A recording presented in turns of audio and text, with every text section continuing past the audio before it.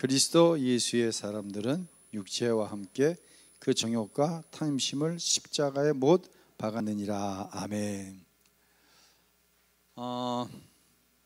신약 성경에 보면은요, 그리스도인이라고 하는 단어가 나오긴 나와요. 몇 번이나 나올 것 같아요. 그리스도인 한 100번 정도 나올까요? 그리스도인이라고 하는 단어는 3번밖에 안 나와요. 그럼 신자라고 하는 단어는 몇 번이나 나올까요? 교인, 신자 2번밖에 안 나와요. 반면에 제자라고 하는 단어는 몇 번쯤 나올까요? 269번이 나옵니다. 굉장히 많죠. 왜 신약 성경에는 교인, 신자, 그리스도인이란 말보다 제자라고 하는 단어가 이렇게 많이 나올까요? 이 성경적인 제자의 의미는요, 스승의 관점과 생활관을 그대로 본받는 사람이다. 이게 일반적인 사전적 의미예요. 근데 영적 제자도라고 하는 책을 쓴 오스왈드 샌더스라고 하는 분이 제자란 무엇인가? 제자란 배운 대로 따르기 위해 배우는 사람이 제자다. 뭐라고요? 제자란 배운 대로 따르기 위해 어떻게 하는 사람? 배우는 사람이 제자다. 그러니까 이렇게 지금 우리가 오후에 배우고 있잖아요. 배우는 목적이 뭐예요? 배운 대로 따르기 위해서 배우는 게, 이게 제자라고 하는 거예요. 자, 이 관점을 가지고 오늘 제목이 살아있는 자, 죽지 않은 그리스도인, 이걸 좀 의역하면 내 안에 자아가 살아있다고 하는 것은 죽지 않은 것 같다. 이게 무슨 의미인가? 성경은 그렇게 제자라고 하는 단어를 많이 사용하는데 어떻게 제자가 될 수 있고 왜 제자의 삶을 살지 못하는가에 대해서 함께 말씀을 나누도록 하겠습니다. 우리 김미아 집사님한테 마이크 한번 줘보시겠어요? 예. 김미아 집사님. 예. 자, 예수님의 제자는부터 한번 읽어주세요. 예수님의 제자는 예수님을 따르는 사람을 말합니다. 그렇다면 우리는 어떻게 예수님을 따르는 제자의 삶을 살 수 있을까요? 성경 공부하고 기도 많이 하고 어려운 사람 구제하면 예수님을 따른다고 말할 수 있을까요? 그렇지 않습니다. 예수님의 제자가 되는 길은 따로 있습니다. 예수님을 따르는 길은 따로 있다. 마태복음 16장 25절에서 예수님을 따르려면 어떻게 해야 한다고 말씀합니까? 딱 잘라서 얘기하면 무엇을 부인하고, 다른 말로 나는 어떻게 하는 거예요? 나는 죽는 거예요. 그리고 누구 십자가를 지는 거예요? 자기 십자가 지는 거예요. 나에게 주어진 십자가를 지는 거예요. 이게 예수님을 따르는 제자의 삶이라고 하는 거예요. 계속 읽어보세요. 예수님께서는 자기를 따라오려는 사람들에게 자기를 부인하고 십자가를 져야 한다고 말씀하셨습니다. 이 말씀은 곧 우리가 제자인가 아닌가 하는 기준이 자기를 부인하고 자기 십자가를 졌느냐에 있다는 것입니다. 자기를 부인하고 자기 십자가를 지라는 것은 예수님이 십자가에서 죽으신 것처럼 우리 자신도 죽었다는 사실을 분명히 알라는 말씀입니다. 나는 이제 죽었습니다 라는 고백이 분명한 사람이 예수님을 따를 수 있습니다. 자기 죽음이 분명하지 않으면 결코 주님이 가신 길을 따라갈 수 없습니다. 목회를 하면서 늘 안타까운 것 중에 하나는 어느 교회든지 문제를 일으키는 사람은 거의 예외 없이 열심히 있는 교인들이라는 사실입니다. 그들은 대체로 여러 해 동안 교회를 위해 자신의 시간과 물질, 재능을 바친 사람들입니다. 문제는 그들 때문에 교회 안에 온갖 시험거리도 생긴다는 것입니다. 왜 열심히 있는 교인이 시험을 일으킵니까? 그것은 자아의 문제가 해결되지 않았기 때문입니다. 계속 읽으시죠. 한 번은 여선도의 안에 시험거리가 생겼다고 해서 그 상황을 살펴보았습니다. 시험의 발단은 주일 점심 식사 준비 때문이었습니다. 누구는 배추김치를 담그자고 했고 누구는 깍두기를 담그자고 했다는 것입니다. 아무것도 아닌 일이 교회 안에는 시험이 되는 게 현실입니다. 이것이 바로 자아가 일으키는 문제입니다. 자, 당신은 죽으라는 주님의 명령을 들어본 적이 있습니까? 여러분 들어본 적 있으세요? 들어본 적 있으세요? 어떤 소리예요? 그 소리. 옆에 아무개 권사님은 깍두기 담그자고 그러는데 나는 김치를 담그고 싶어. 내가 죽는 건 뭐예요? 김치 담그자는 말 포기하고 깍두기 담그면 내가 죽는 거예요. 이건 아멘하기도 좀 너무 유치하죠. 깍두기 담그기 원하는데 아무개 권사님은 김치 담그자 그래. 그럼 어떻게 하면 되는 거예요? 김치 담그면 내가 죽는 거예요.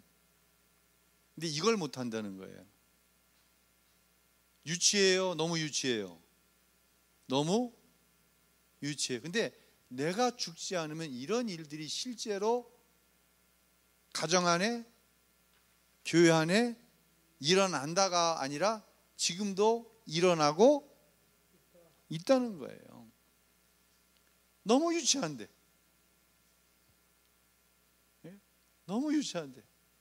제가 부임하자마자 금요 심야 시간에 부임하는 그 주간에 그 얘기 했는데, 내가 전에 있던 교회에서 김장을 담그지 말라고 했던 이유가, 한쪽에서는 절인 배추를 사다가 김장하자고 그러고, 또 한쪽에서는 그냥 김치 사다가 우리가 쩍쩍쩍해서 절여서 김장하자고, 그거 갖고 싸우더라고. 그래서 제가 그 해부터 김장 담그지 말라고 그랬어요. 그리고 그냥 권사님들, 집사님들 집에서 김치 담그시면 요즘에 김치 냉장고에 넣는 요만한 통들 있잖아요. 그거 한 통씩 다 갖고 오라고. 예. 뭐 절여서 사서 하든지 절이지 않고 사서 하든지, 그건 자기 마음이니까, 싸울 이유가 없으니까. 그랬더니 얼마나 많이 갖고 왔는지 김장김치보다 더 많더라고. 유치해요, 유치해요. 세상에 그게 담임 목사가 참견해서 김장을 담그지 말라는 이유가 되냐고. 이게 우리의 모습일 수 있고, 이게 내가 자기를 부인해야 될 것이 될 수 있다고 하는 거예요. 자, 계속 읽어보시죠. 제가 은혜의 눈을 떴을 때 하나님께서는 저에게 죽으라고 하셨습니다. 죽으라. 이것이 제가 가진 모든 문제 해결의 열쇠였습니다. 많은 성도가 상처받았다고 말합니다. 그러나 다르게 생각하면 상처받기 쉬운 자아를 붙잡고 살았다는 말과 같습니다. 살기 힘들다고 말하는 사람도 많습니다. 그것 역시 자신의 힘에 의지해서 살았다는 말과 같습니다. 자기만 믿고 사는 사람은 불행한 사람입니다. 자기밖에는 자신을 책임질 사람이 없기 때문입니다. 우리의 삶이 힘들고 불행한 것은 환경이나 사람 때문이 아닙니다. 우리의 삶이 힘들고 불행한 것은 자아가 죽지 않았기 때문입니다. 자아가 죽지 않으니 환경이나 사람이 힘들게 느껴질 것입니다. 어느 선교사가 이런 말을 했습니다. 화교권 선교, 공산권 선교가 어렵다고 말하지만 선교사가 살려고 하니 어려운 것입니다. 만일 그 나라에 들어가서 죽으려고 한다면 문은 얼마든지 열려 있습니다. 우리가 예수님을 모시고 사는 것이 얼마나 놀라운 일입니까? 우리의 자아가 죽어야 우리 안에 계신 예수님께서 역사하실 수 있습니다. 우리의 자아가 죽으면 누구보다도 우리 가족들이 그 복을 누리게 됩니다. 내 남편, 내 아내, 내 부모와 자녀가 우리 안에 계신 예수님의 역사를 경험하고 예수님을 만납니다. 교회에서도 우리의 자아가 죽을 때 예수님께서 진정한 교회의 주인으로 역사하실 수 있습니다. 학교나 직장에서도 마찬가지입니다. 죽지 않는 자아의 전형적인 문제는 자신이 옳다고 생각하는 것입니다.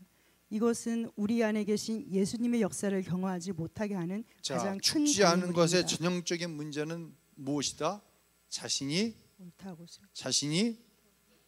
옳다는 거예요. 자신이 옳다고 하는 거. 예. 모든 가정 안에서의 문제가 여기서부터 나오는 거예요. 내가 옳고 너는 틀리다고 하는 문제에서 나오는 거예요. 근데 여기서 내가 옳다는 것은 내가 죽었다는 얘기예요? 살았다는 얘기예요? 내가 살았다는 얘기예요. 이거 굉장히 유치한 얘기거든요. 근데 여러분 가정 안에서 문제가 왜 일어나나 보세요. 다 이 유치한 문제에서 나오는 거예요. 배운 대로 살기 위해서 배우는 거잖아요. 제자란. 근데 예수님은 예수님을 따르겠다고 말하는 제자들에게 너희가 나를 따르기를 원하냐? 나를 따르려거든 첫째 너를 부인해라. 네가 죽어야 된다. 그리고 내가 예수님을 위해서 십자가, 내가 이웃을 향한 위해서 십자가 이렇게 거창하게 얘기할 필요 없어. 네 십자가 네가 지고 쫓아오면 돼. 근데 네 십자가 네가 지는 출발점은 뭐냐? 내가 어떻게 하는 거예요? 죽는 거예요. 내가 죽는 거는 내가 옳다고 하는 생각 자체를 내려놓아버리는 거예요. 가정에서도 마찬가지예요. 교회에서 왜 분란이 있습니까? 교회에서 분란을 일으키는 사람들의 특징이 뭐예요? 자기가 옳다고가 아니라 자기만 옳다고 그러는 거예요. 자기가 옳다고 하는 얘기는 할 수 있어요. 내 생각이 옳은 것 같아. 내가 옳은 것 같아. 그게 아니라 자기만 옳다고 하는 사람. 이건 문제가 심각해요. 이건 합해질 수가 없어요. 우린 다 자기가 옳다고 생각해. 근데 이거하고 자기만 옳다고 생각하는 건 이건 다른 거예요. 다시 말씀드립니다. 자기가 옳다고 생각하는 것이 합쳐져서 창조적인 일들을 하는 거예요. 너가 알아서 해. 내가 너 쫓아갈게. 이게 아니에요. 무슨 얘기인지 아시죠? 난 뭘 생각해 본 적 없어. 난 그냥 무조건 쫓아갈까. 이게 아니라니까요. 우리는 다 자기가 옳다는 얘기를 한다니까. 이걸 합해갖고 창의적인 일이 나타나는 거예요. 근데 자기만 옳다고 하면 이건 문제가 있는 거예요. 이건 안 되는 거예요. 이건 자기가 안 죽은 거예요. 이건 자기가 살아있는 거예요. 여전히. 계속 읽어보시죠. 하나님께서 사사시대에 이스라엘 백성들의 문제를 이렇게 진단하셨습니다. 그때 이스라엘에 왕이 없으므로 사람이 각기 자기의 소견에 옳은 대로 행하였더라. 세상 사람들의 눈으로 볼 때 자기 소견에 옳은 대로 사는 것은 잘못이 아닙니다. 그러나 성경의 기준은 다릅니다. 그리스도인들이 자기 소견에 옳은 대로 사는 것은 죄입니다. 육신의 생각은 하나님과 원수가 되나니 라는 말씀처럼 우리 생각과 소견은 하나님의 뜻을 거스르기 때문입니다. 우리의 삶에서 일어나는 대부분의 문제는 내 생각에 옳은 대로 살기 때문입니다. 이것은 정말 고치기 어렵습니다. 차라리 내가 생각해도 틀린 것이면 쉽게 고칠 수 있습니다. 그러나 내 생각에 옳게 보이기 때문에 고치기가 어려운 것입니다. 무슨 의미인지 아시겠죠? 내 생각이 옳겠다고 생각하기 때문에 고치기가 어렵다는 거예요. 이거는 내가 죽은 것이 아니에요. 계속 있습니다. 부부가 싸우는 이유가 무엇입니까? 자신이 잘못했다고 하면서 싸우는 부부는 없습니다. 남편의 이야기를 들어보면 아내가 잘못한 것이고 아내의 이야기를 들어보면 남편이 잘못한 것입니다. 각자의 이야기를 들어보면 아무도 잘못한 사람이 없습니다. 자신의 생각을 옳다고 여기는 자아가 결국은 싸움을 부추기는 것입니다. 교회 안에서 갈등과 싸움이 생기는 것도 마찬가지입니다. 누구도 교회가 잘못되라고 싸우는 사람은 없습니다. 문제는 자기들이 생각하는 대로 해야만 교회가 잘 된다고 고집하기 때문입니다. 이렇게 자기가 옳다고 고집하는 사람은 하나님도 못 말립니다. 자기 소견에 옳은 대로 행하는 사람은 자아 충만한 사람입니다. 이런 사람이 얼마나 심각한 문제인지를 잘 보여주는 말씀이 있습니다. 자, 잠언 17장 12절 다 같이 읽어보겠습니다. 차라리 새끼 빼앗긴 앙곰을 만날지언정 미련한 일을 행하는 미련한 자를 만나지 말 것이니라. 여러분, 새끼 빼앗긴 곰은 얼마나 무섭습니까? 새끼를 빼앗겼어. 그러면 죽기 살기로 덤벼들 거 아니에요. 그런데 수제 새끼 빼앗긴 곰을 만나는 것이 낫지 미련한 자를 만나면, 여기서 미련한 자는 누구예요?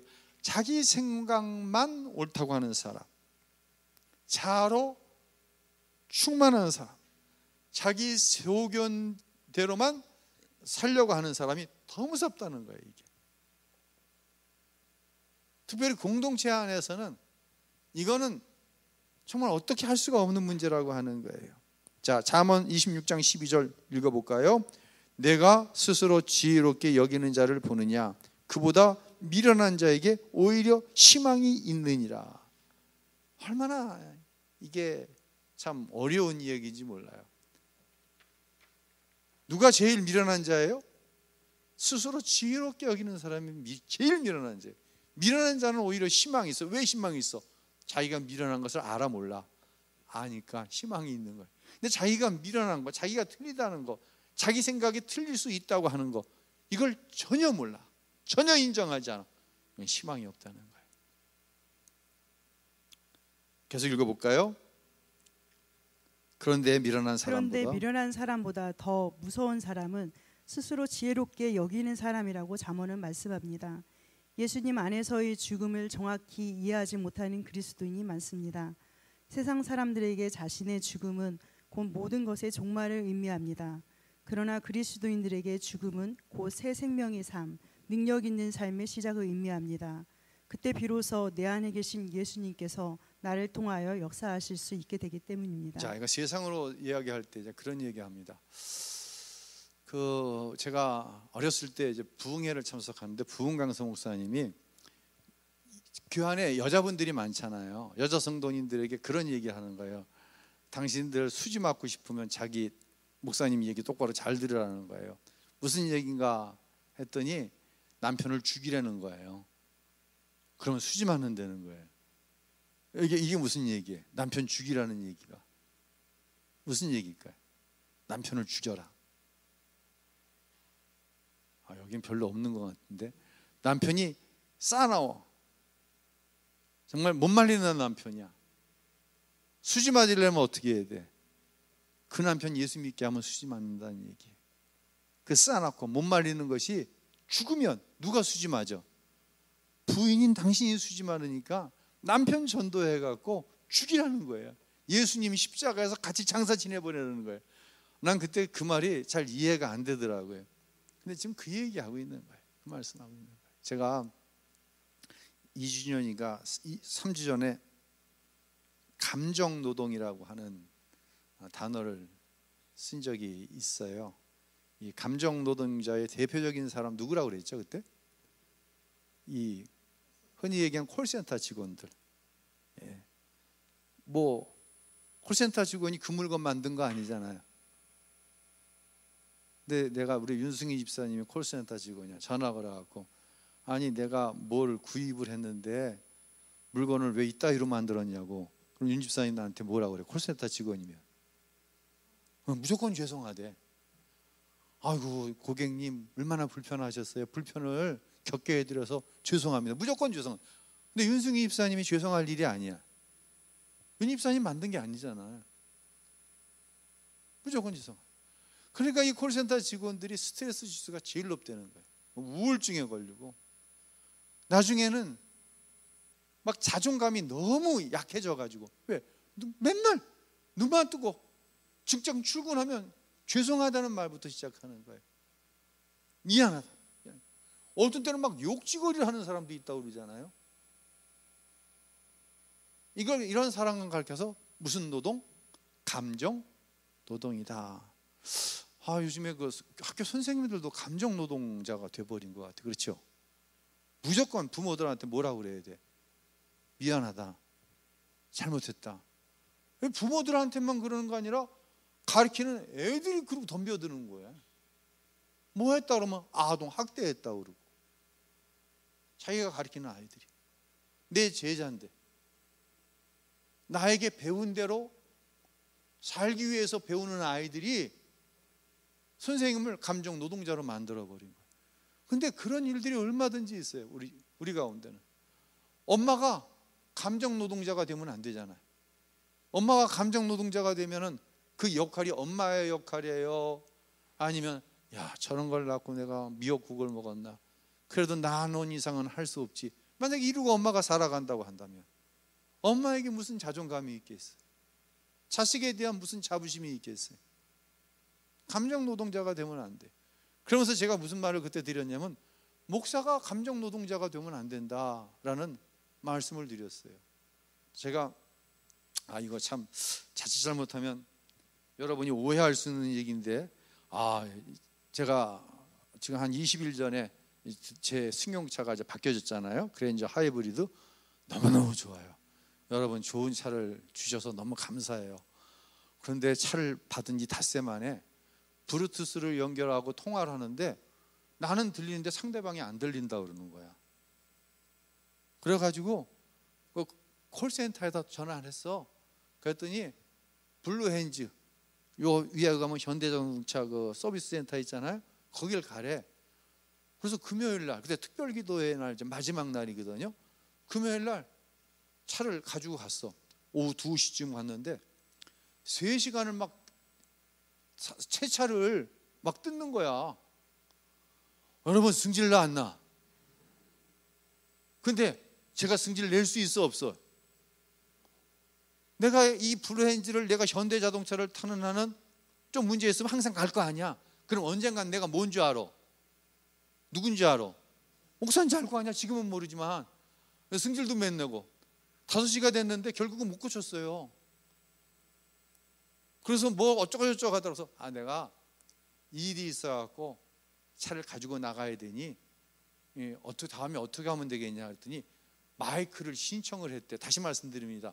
현대 그랜저 하이브리드 정말 잘 만든 차입니다, 여러분. 예. 근데 그럴 수 있는 일이 있어요. 이거 이해하고 들으셔야 돼요. 이 마이크를 신청해 놨으니 다음 주 화요일 날 오라는 거야. 그래서 내일 오면 안 되냐고. 내일 맡겨놓고 나는 교회 와서 업무 보다가 다시 찾으러 가면 내일은 자기들이 일 안 한대. 그때까지. 그리고 마이크가 그때까지 안 들어온대. 그래서 왜 화요일이냐고. 월요일에 오면 안 되냐고. 월요일 내가 쉬는 날이니까. 그랬더니 그날 7월 7일 제헌절이었어. 근데 제헌절 날 왜 놀아야 돼? 지창용 집사님, 제헌절이 빨간 날이야? 아니잖아. 근데 자기들 놀아야 돼. 그 본사가 논대. 그래서 내가 여기까지 나왔어. 아니 뭐 고객 중심 운영이라든지 국정공익일도 아닌데 니네들 마음대로 니네들 편한 대로 다 놀고 나한테 화요일 날 오라고 그러냐? 여기까지 올라오는 거야 이야기가. 근데 내가 누군지 알면 안 되니까, 목사님은 안 되니까 예 알겠습니다. 그러고 왔어. 그러고 나서 제가 저한테 차를 판 현대 그 자동차 판매원한테 전화를 했어요. 이런 일이 막 미안해서 막 죽으려고 그래. 그래서 아니 그거는 형제님이 만든 게 아니고 뭐 세상 말로 재수 없어 그런 차가 걸린 거니까 미안해 하실 게 없다고. 그런데 내가 이 차를 가지고 블루핸즈 들어가고 왔다 갔다 하는 게 이게 보통 나한테 시간적인 낭비가 아니라고. 내가 그럴 만한 시간이 없다고. 그랬더니 주재원이라고 하는 사람이 있대. 예, 이 지역을 커버하는 그 사람이 전화를 줘가지고 정확한 고장을 파악하면은 그분이 이게 미디어 센터로 들어갈 일이면 그 사람이 직접 와가지고 내 차를 끌고 미디어 센터로 간대. 그리고 대신에 렌트카를 딱 갖다 놓는데 그러냐고. 그런데 그게 무슨 요일이다? 화요일이다. 결국 이제 화요일 날 그 주재원이라는 사람한테 전화가 왔어요. 이 주재원이 제가 전화를 딱 받으니까 첫 마디가 뭔지 아세요? 뭐라 그랬을까? 주재원이 목사님 안녕하세요.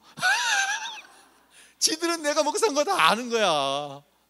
그리고 자기들은 이미 그 사람 목사라는 거 얘기 다 한 거야. 꼼짝 못하는 거지 뭐. 꼼짝 못하는 거지. 그러면서 하는 얘기가 일단 마이크가 블루핸즈에 입고가 되었으니 수고스러우시겠지만 블루핸즈에 잘 한번 갖다 놓으시래. 아이고 세상에. 그래서 제가 아니 한 번에 하는 방법은 없냐. 내가 보기에 블루핸즈에서 마이크 고쳐서 되는 일이 아니다. 난 비전문가지만. 그러니 당신이 와서 바로 가져가면은 바로 가져가면 내가 수요일 날 일정이 있었거든요. 목요일 날도 일정이 있고.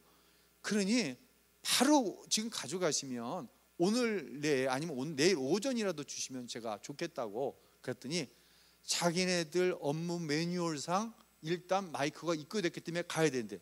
이건 자기들 중심이야 내 중심이야? 자기들 중심이지. 나는 차 나온 지 얼마밖에 안 됐는데, 일주일도 안 됐는데. 그리고 또 여기까지 올라오는 거야. 야 니들 중심이냐? 응? 이게 차 바꿔달라고 그럴 마음이야. 여러분 다시 말씀드립니다. 현대 그랜저 하이브리드는요 너무너무 잘 만든 차야. 근데 이 사람이 나한테 뭐라고 그러니? 목사님 안녕하세요. 내가 어떻게 아냐고. 컴짝같이 블루엔즈 가져갔어요. 거기서 또 1시간을 기다렸어요. 결국 뭐라고 답변이 왔어? 못 고쳤습니다. 내가 그럴 줄 알았거든. 거기서 고칠 수 있는 일이 아니야. 결국은 갖고 왔더니 오후에 렌트카를 끌고 왔어요. 와가지고 언제까지 가능합니까? 그러니까 마지노선이 금요일 날이라는 거야. 화요일 날 오후에 화, 수, 목, 금, 나흘을. 근데 이분이 갖고 온 그랜저가 흰색이야. 내가 지금 타고 있는 거는 그레이, 회색이잖아. 그러면 수요일 날 흰 그랜저가 딱 와 있으면 여러분이 걱정해 안 해? 당장 물어보겠지. 목사님 왜 차 바꾸셨어요? 그럼 차가 고장 났어요. 이 얘기 안 하려고 그랬는데, 현대 그랜저 하이브리드는 너무너무 잘 맞는 차야. 근데 이 흰색이 와 있으면 여러분이 물어볼 거 아니야. 그럼 내가 왜 그렇다고 얘기를 해야 될 거 아니야. 그러면 교회에서 이렇게 좋은 차를 사드렸는데 목사님이 이렇게 고생하시는 거 보면 여러분이 속이 상하갔어 안 상하갔어? 속이 상할 거 아니야. 난 거기까지 계산이 되니까 더 성질이 더 나는 거야 이게 지금. 근데 제가 끝까지 성질을 냈을까 안 냈을까? 안 낸 게 아니라 못 냈지. 뭔 줄 아니까? 목사인 줄 아니까. 그런데 다행스럽게 화요일 날 오후에 갔다가 수요일 날 오전에 갖고 왔어. 쥐두새도 모르게, 여러분이 눈치 못 채게. 무슨 말씀을 드리려고 하냐면요, 목사가 감정 노동하면 안 돼요. 목사가 감정 노동하면 되겠어요? 여러분이 저를 좀 어렵게 만들고 힘들게 만들어요. 내가 저거 세상에서 만났으면 내가 너 상대도 안 한다. 넌 니까지 건 내 한 주먹거리도 안 한다. 내가 만약에 그러면서 목회하면 되겠어요?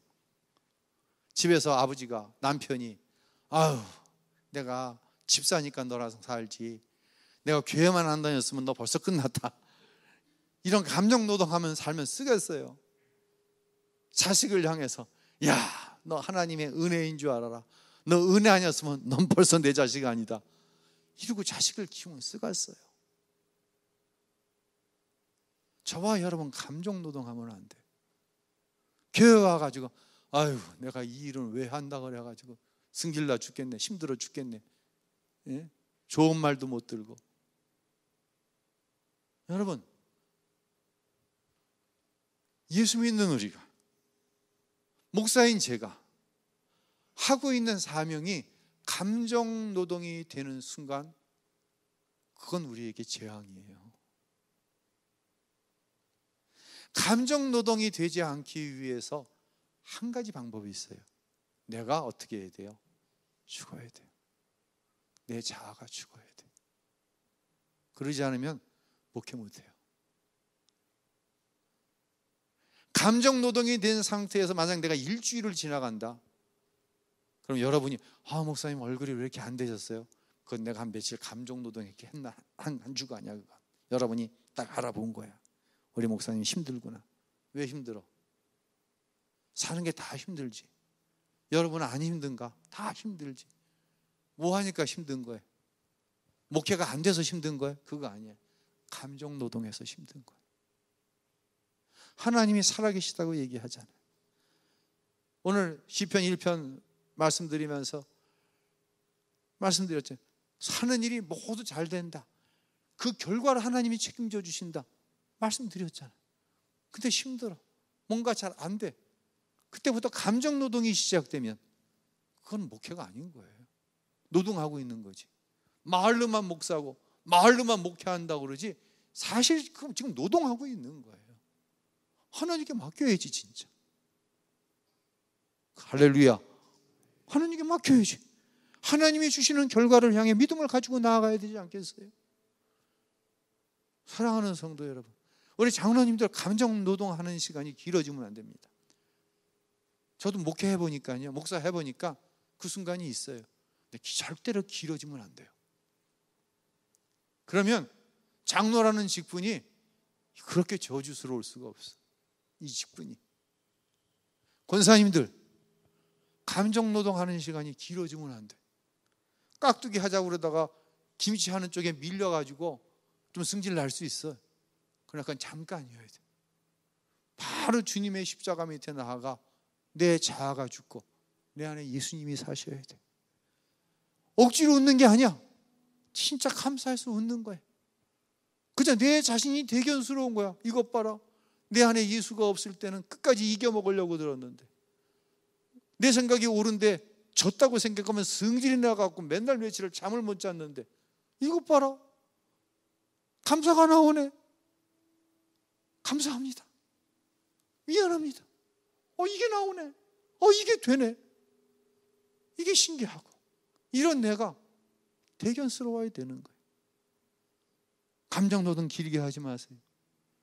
자아가 죽어야 돼. 그러지 않으면요, 하는 것 같은데 사실은 아무것도 못하고 있는 거예요. 부부지간에 마찬가지. 감정노동하지 마세요. 남편이 아내를 향해서 감정노동하지 마세요. 잠깐 할 수는 있어. 길게 하지 마세요. 자식을 향해 부모를 향해 자식이 어떻게 저런 부모를 만나갖고 잠깐 감정노동할 수 있어. 그러나 나는 죽고 내 안에 그리스도가 사시면 달라지는 거예요. 누구 안에서 부모를 공경하라고 그래요? 주 안에서 공경하라고 그러는 거예요. 네가 마음에 수련을, 네가 마음에 단련을 받아가지고 네가 깊은 도를 닦아가지고 부모 공경하라고 성경은 얘기하지 않아요. 주 안에서. 주 안에서라는 말은 뭐예요? 예수님이 나 같은 것을 위해서 십자가에 죽으셨잖아요. 내가 하나님께 앞에 죄인 되었을 때, 하나님과 원수 되었을 때 내가 죽어야 할 그 십자가를 우리 예수님이, 죄 없으신 예수님이 죽으셨잖아요. 그 주 안에서 부모 공경하는 거예요. 주 안에서 남편에게 어떻게 하라? 복종하라고 그러는 거예요. 복종 좋아하고 있대. 본받을 게 있어야지. 하는 일마다. 여러분, 그건 주 밖에 있는 거예요. 내가 살아있는 거예요. 주 안에서 남편에게 복종하시기를 바랍니다. 아이고, 절대로 하면 안 하지. 예수님이 교회를 위해서 생명을 주신 것처럼 아내를 그렇게 생명을 줘서 사랑하라고 하는 거예요. 그러니까 누구 안에서 부인을 사랑하라는 거예요? 주 안에서 사랑하라는 거예요. 남편들 여러분, 주 안에서 아내를 사랑하시기 바랍니다. 남자들이 훨씬 나. 아멘 소리가 훨씬 커. 또 집에 가서 후환도 좀 있긴 있지. 예. 남편들이 훨씬 나. 우리 여자 성도 여러분, 내가 십자가에 죽어야 여러분 가정이 사는 거예요. 아멘. 누가 죽어야? 남편이 죽어야가 아니라 엄마된 내가 십자가에 죽고, 부인된 내가 십자가에 죽고, 며느리 된 내가 십자가에 죽어야 내 가정이 사는 거예요. 하나님의 영광이 나타나는 거예요. 쉬운 일이에요, 어려운 일이에요? 나는 못해요, 이 일. 제가 늘 고백하잖아요. 나는 못한다고. 내 안에 주인 대신 누가 하셔야 돼요? 예수님이 하셔야 돼요. 그래서 자아는 죽고 누가 살아야 돼요? 예수님이 살아요. 이때 놀라운 일들이 벌어집니다. 그 놀라운 일에 대해서 조지 밀러 목사님이 한 간증이 있어요. 읽어보실까요? 돈이 하나도 없었지만 오직 기도와 그 응답으로 2,000명의 고아를 먹여 살렸고 1만 개의 고아원을 도왔던 조지 뮬러 목사에게 사람들이 물었습니다. 어떻게 그렇게 능력 있는 삶을 살 수 있었습니까? 그때 뮬러 목사는 이렇게 대답했습니다. 능력이라뇨. 제게는 죽음만이 있었을 뿐입니다. 나는 어떤 날 죽었습니다. 조지 뮬러에 대해서 죽고 세상이나 친구들의 칭찬에 대해서 죽고 책망에 대해서도 죽었습니다. 죽음, 이것이 조지 뮬러 목사의 능력의 원천이었던 것입니다. 조지 뮬러 목사님이 5만 번 기도를 했는데 5만 번 다 기도 응답을 받았다고 합니다. 이것을 가리켜서 많은 사람들이 예수 믿으면 무엇이든지 기도하면 다 응답받는다고 합니다. 이것은 맞는 말인데 틀린 얘기입니다. 왜 맞는데 틀린 얘기예요? 기도하는 건 맞습니다. 근데 누가 죽은 기도입니까? 내가 죽은 기도입니다. 내 방법이 죽고 내 영광이 죽고 오직 누구만 내 안에 사신 거예요? 예수님만 사신 거예요. 방법도 예수님의 방법, 영광도 오직 예수님. 할렐루야. 그렇게 조지 뮬러가 기도했기 때문에 5만 번을 기도했는데 5만 번 응답받았다고 하는 거예요. 정말 이 때가 악한 것은 내가 하나님 앞에 쓰임 받아야 되는데 자꾸 내가 하나님을 쓰려고 하는 시대가 이 시대인 것 같아요.